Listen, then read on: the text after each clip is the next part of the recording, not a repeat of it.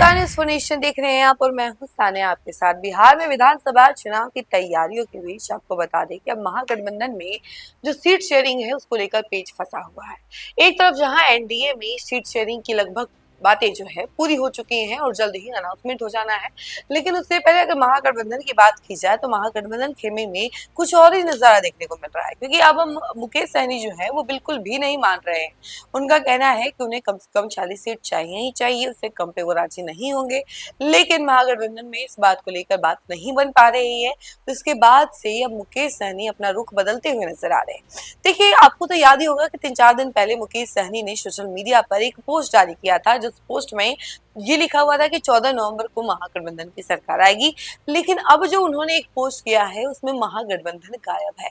तो कहीं ना कहीं महागठबंधन की तरफ से जो है ये उलझनों की जो दरकरार है वो आपको नजर आ रही होगी। और खास तौर पर मुकेश सहनी की तरफ से जिस तरह से मुकेश सहनी ने ये पोस्ट जारी किया है, उसके बाद से ये साफ कहा जा सकता है कि मुकेश सहनी की वजह से महागठबंधन में कुछ ठीक नहीं चल रहा है और बात भी फंसी हुई है वो उसी मुद्दे को लेकर। और इसी वजह से मुकेश सहनी का कहना है उन्हें 40 सीट चाहिए ही चाहिए, उससे कम पर वो मानेंगे नहीं। और 40 सीट के अलावा उन्होंने अब जो पोस्ट जारी किया है वो कुछ और ही संकेत दे रहे हैं कि उनका रुख जो है महागठबंधन से अलग हो रहा है। देखिए, हम उस पोस्ट के बारे में आपको विस्तार से बताते हैं। 2020 के विधानसभा चुनाव में मुकेश सहनी ने तेजस्वी यादव पर पीठ में छुरा घोंपने का आरोप लगाया था। क्या एक बार फिर मुकेश सहनी के साथ यही घटना दोहराई जा रही है? शनिवार का घटनाक्रम यही बयां कर रहा है। जहां दिन भर मुकेश सहनी यह कहते रहे कि वह 40 सीट से कम पर समझौता नहीं करेंगे, वहीं देर शाम उनके सोशल मीडिया अकाउंट से इसके संकेत मिलने शुरू हो गए।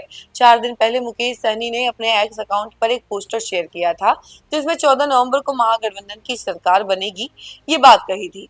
वहीं आज मुकेश सहनी ने एक और पोस्टर जारी किया है जिसमें महागठबंधन गायब है।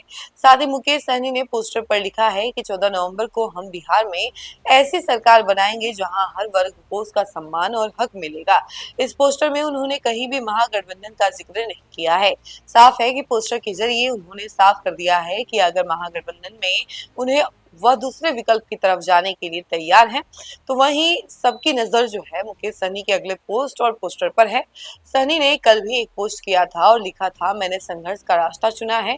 सहनी को कह दिया गया है कि गठबंधन में अपनी शर्तों से आगे पीछे नहीं होना है, तो वो अपना अलग रास्ता देख सकते हैं। एक तरह से मुकेश सहनी को इस बार सीट बंटवारे के ऐलान से पहले ही बाहर का रास्ता दिखा दिया गया है।